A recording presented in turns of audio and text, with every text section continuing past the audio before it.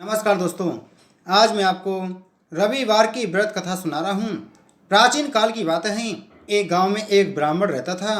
वह सूरज भगवान का भक्त था। वह हर रोज सुबह सूर्य उदय से पूर्व उठकर नहाता धोता और सूर्य भगवान की कहानी कहता एवं सुनता था। इन सबसे उसे देर हो जाती थी और वह ज़्यादा काम नहीं कर पाता था, जिसके कारण उसे उसकी पत्नी बहुत डांटती थी एवं समाज वाले भी उसे निकम्मा कहते थे। एक दिन इन सब चीज़ों से परेशान होकर वह ब्राह्मण बाजार से पूजन का सामग्री लेकर जंगल में चला गया। वहाँ एक सूखी नदी के किनारे एक सूखा पीपल का पेड़ था। जहाँ जाकर वह ब्राह्मण सूरज भगवान की कहानी कहने लगा एवं उनकी पूजा करने लगा।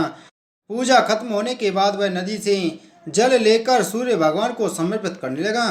जैसे ही उसके द्वारा चढ़ाया गया जल नदी और पीपल के पेड़ पर गिरता है, वैसे ही नदी साफ पानी से भर गई और पीपल का पेड़ भी हरा भरा हो गया। तभी सूर्य भगवान उस नदी के जल से प्रकट होकर कहने लगे, हे ब्राह्मण, मांग क्या मांगता है।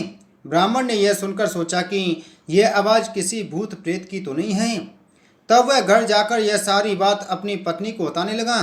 तब उसकी पत्नी समझ गई कि सूर्य भगवान ने उन्हें दर्शन दिए हैं। ब्राह्मण की पत्नी ने उसे समझाया कि सूर्य भगवान आपसे प्रसन्न होकर आपको वरदान देना चाहते हैं।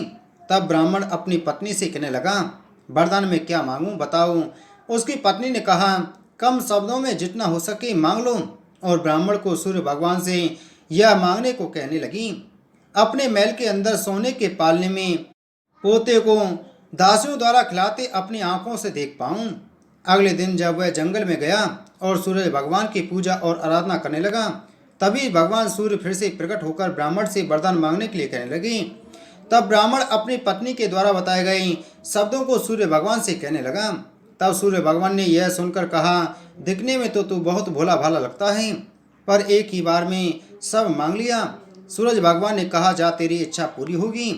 ब्राह्मण जब जंगल से वापस अपने घर को जाने लगा तो देखता है कि उसकी टूटी हुई झोंपड़ी महल बन गई है और उस महल से दास दासियां आ जा रहे हैं। ब्राह्मण पास में बैठी हुई एक बूढ़ी महिला से पूछने लगा, यहाँ तो मेरी झोंपड़ी हुआ करती थी। उसी समय महल के दरवाजे से एक सुंदर सी महिला गहनों और सुंदर कपड़ों से लदी हुई बाहर आई और ब्राह्मण से आकर बोली, आ जाओ, यह अपना ही घर है। सूरज भगवान ने तुम्हारी मनोकामना पूरी कर दी है। इतना धन देकर ब्राह्मण ने उस महिला से कहा, इतना धन का हम क्या करेंगे। तभी उसकी पत्नी ने कहा, धन से क्या नहीं होता है, दान पुण्य यज्ञ होम करेंगे। फिर ब्राह्मण ने अपने धन का इस्तेमाल पूजा पाठ एवं पुण्य कार्यों में किया। अब सभी गांव वाले राजा के जगह उस ब्राह्मण का गुणगान करने लगे। राजा ने यह सब सुनकर ब्राह्मण को बुलाया और पूछा, कल तक तो आपको खाना भी नहीं मिलता था, आज यह धन कहाँ से आ गया, कहाँ से चोरी की और डांका डाला। ब्राह्मण ने कहा, यह सब तो सूर्य भगवान की कृपा और सारी कहानी का फल है।